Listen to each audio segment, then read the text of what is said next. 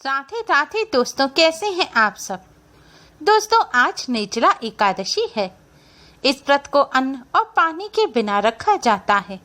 उपवास की कठोर नियमों के कारण सभी एकादशी व्रतों में निर्जला एकादशी व्रत सबसे कठिन होता है।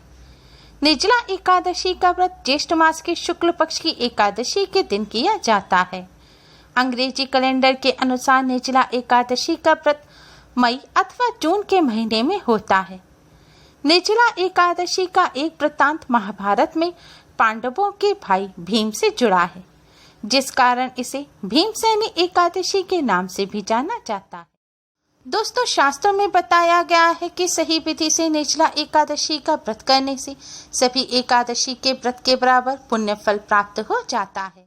दोस्तों, निर्जला एकादशी व्रत का पूर्ण फल प्राप्त करने के लिए एकादशी व्रत का पारण भी शुभ मुहूर्त और सही विधि में करना अति आवश्यक है। आज की इस वीडियो में हम आपको बताएंगे कि निर्जला एकादशी व्रत के पारण का यानी कि व्रत खोलने का शुभ मुहूर्त क्या है, व्रत कब खोलें, व्रत क्या खाकर खोलें और व्रत खोलने की सही विधि क्या है। व्रत खोलते समय किन सावधानियों को बरतें जिससे आपको एकादशी व्रत का पूर्ण फल प्राप्त हो सके। इसके साथ ही दोस्तों, निर्जला एकादशी पर कलश का दान करना बहुत ही शुभ माना जाता है।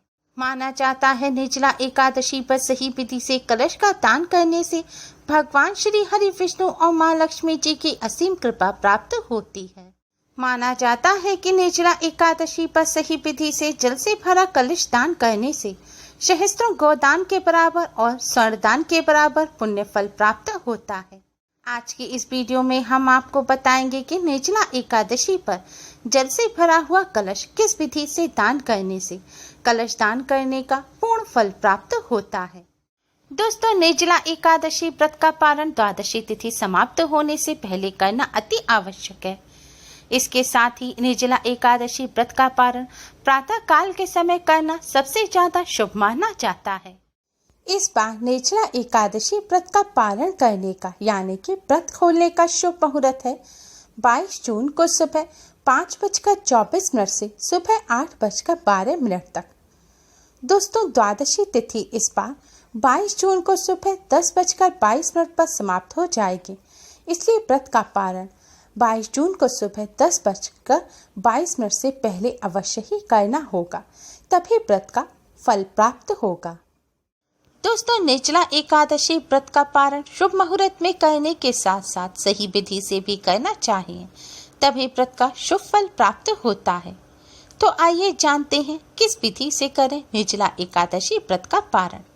पारण करने के लिए सुबह सूर्योदय से पहले उठकर स्नान आदि करके स्वच्छ वस्त्र धारण करें। इसके बाद आप सबसे पहले अपने मंदिर की सफाई करें। भगवान जी की सभी तस्वीर को साफ कपड़े से पोंछें और प्रतिमाओं को स्नान कराएं और स्वच्छ वस्त्र पहनाएं। अब आप व्रत खोलने के लिए सात्विक भोजन तैयार करें। दोस्तों, एकादशी का व्रत कुछ चीजों को खाकर बिल्कुल नहीं खोलना चाहिए, जैसे कि प्याज, लहसुन, अंडा, मीट, चावल, मसूर की दाल, सेम की फली, बैंगन, मूली और साग।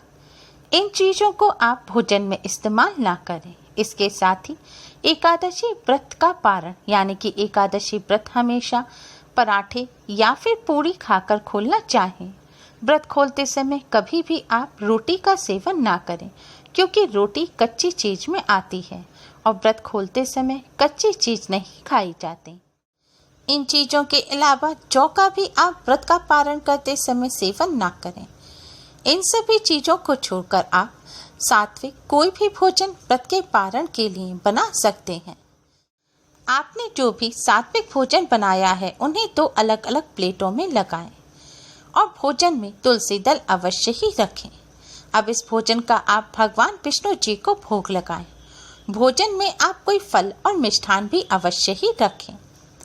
भोजन के साथ साथ भगवान विष्णु जी को जल का भोग भी अवश्य लगाएं और जल में भी तुलसी दल डालें। भोजन के अलावा भगवान विष्णु जी को आटे की पंजीरी का और पंचामृत का भोग अवश्य ही लगाएं। पंचामृत दूध, दही, घी, शहद और शक्कर को मिलाकर बनाएं। इसके अलावा आप आज के दिन भगवान विष्णु, माँ लक्ष्मी जी को मखाने की खीर का भी भोग लगा सकते हैं। पर ध्यान रखें, भगवान जी को जो भी भोग लगाएं उसमें तुलसी दल अवश्य ही डालें। भगवान विष्णु जी को भोग लगाने से पहले एक शुद्ध घी का दिया जलाएं और एक सुगंधित धूप बत्ती जलाएं। इसके बाद भगवान जी को पुष्प अर्पित करें। फिर आप भगवान जी को भोग लगाएं। भगवान विष्णु जी को हल्दी से तिलक करें और माँ लक्ष्मी जी को कुमकुम से तिलक करें। भगवान जी के तिलक करने के बाद आप अपने मस्तक पर भी हल्दी कुमकुम से तिलक करें। फिर भगवान विष्णु जी के महामंत्र ओम नमो भगवते वासुदेवाय का 108 बार जाप करें। इसके बाद भगवान जी की आरती करें। आरती करने के बाद आप भगवान जी से हाथ जोड़कर व्रत और पूजा को स्वीकार करने की प्रार्थना करें। पूजन पूर्ण होने के बाद आपने भगवान जी को जो 2 थाल में भोग लगाया है उसमें से एक थाल का भोजन आप किसी ब्राह्मण को कराएं और ब्राह्मण को भोजन कराने के बाद उनके पैर छुएं और उन्हें दक्षिणा अवश्य ही दें। अगर ब्राह्मण को भोजन नहीं करा सकते तो आप इस थाल का भोजन गाय माता को खिला दें। गौ माता को भोजन कराने के बाद आपने भगवान जी को जो भोग लगाया है उस भोजन को ग्रहण करके अपने व्रत को खोलें। व्रत खोलने के लिए पूर्व दिशा की तरफ मुख करके जमीन पर आसन बिछाकर बैठ जाएं। इसके बाद भगवान जी को आपने जो जल अर्पित किया था उस जल को पीकर आप अपने व्रत को खोलें और जल में जो तुलसी दल है उन्हें भी आप ग्रहण करें। जल पीने के बाद आपने अगर भगवान जी को खीर या पंजीरी और पंचामृत का भोग लगाया है तो आप उसे ग्रहण करके व्रत को खोलें। दोस्तों, व्रत को खोलते समय आप किसी से बात ना करें और मन ही मन भगवान विष्णु जी के महामंत्र ओम नमो भगवते वासुदेवाय का जाप करते रहें। और ध्यान रखें, आप व्रत द्वादशी तिथि समाप्त होने से पहले अवश्य ही खोल लें। इस विधि से व्रत खोलने से आपको व्रत और पूजा का पूर्ण फल प्राप्त होगा। दोस्तों, निर्जला एकादशी पर व्रत पूजा के साथ साथ दान का विशेष महत्व होता है। दान की वस्तुओं में गर्मी से राहत दिलाने वाली वस्तुओं का दान करना सबसे ज्यादा शुभ माना जाता है। आप इन वस्तुओं का किसी जरूरतमंद व्यक्ति को या ब्राह्मण को दान कर सकते हैं। निर्जला एकादशी पर कलश, फल, शक्कर, अनाज, वस्त्र, जूता, छतरी, पंखा, खरबूज, तरबूज आदि चीजों का दान करना बहुत ही शुभ माना जाता है। निर्जला एकादशी पर इन सभी चीजों में से शुद्ध पानी से भरा घड़ा दान करना यानी कि कलश के दान करने का विशेष महत्व होता है।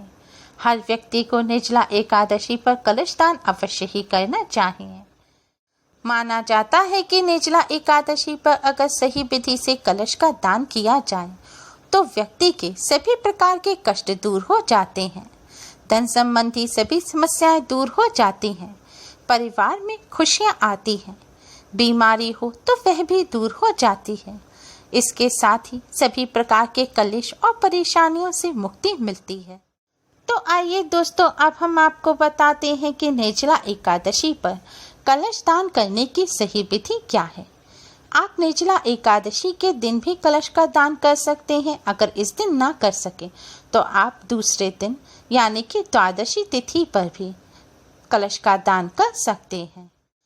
कलश का दान करने के लिए वैसे तो सामर्थ्य के अनुसार सोने, चांदी, पीतल, तांबा आदि चीजों का कलश ले सकते हैं, लेकिन निर्जला एकादशी पर सबसे ज्यादा शुभ होता है मिट्टी के कलश का दान करना, और यह आसानी से मिल भी जाता है। कलश दान करने के लिए आप एक नया साफ मिट्टी का कलश लें।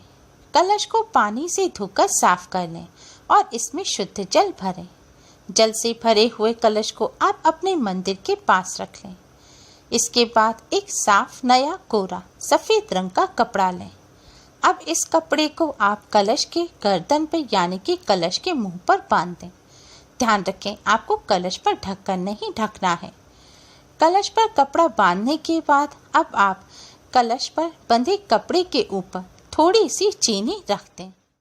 चीनी रखने के पश्चात अब आप कलश पर कुमकुम से एक स्वास्तिक का चिन्ह बनाएं।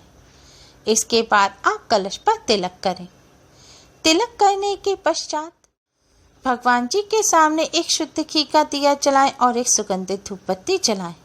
अब आप भगवान विष्णु जी के महामंत्र ओम नमो भगवते वासुदेवाय का 108 बार जाप करें। फिर भगवान विष्णु जी की आरती करें। आरती करने के पश्चात अब आप भगवान विष्णु जी से अपने सभी कष्टों को दूर करने की प्रार्थना करें। फिर आपने कलश के ऊपर जो चीनी रखी है उस चीनी को आप कलश के ढक्कन में रख दें और कलश और ढक्कन को आप किसी ब्राह्मण को दान करें। अगर ब्राह्मण ना हो तो आप किसी जरूरतमंद व्यक्ति को भी इस कलश का दान कर सकते हैं। शास्त्रों में बताया गया है कि निर्जला एकादशी के दिन इस विधि से कलश का दान करने से सभी एकादशियों के पुण्य फल प्राप्त होते हैं। इसके साथ ही स्वर्ण दान के बराबर पुण्य फल प्राप्त होता है।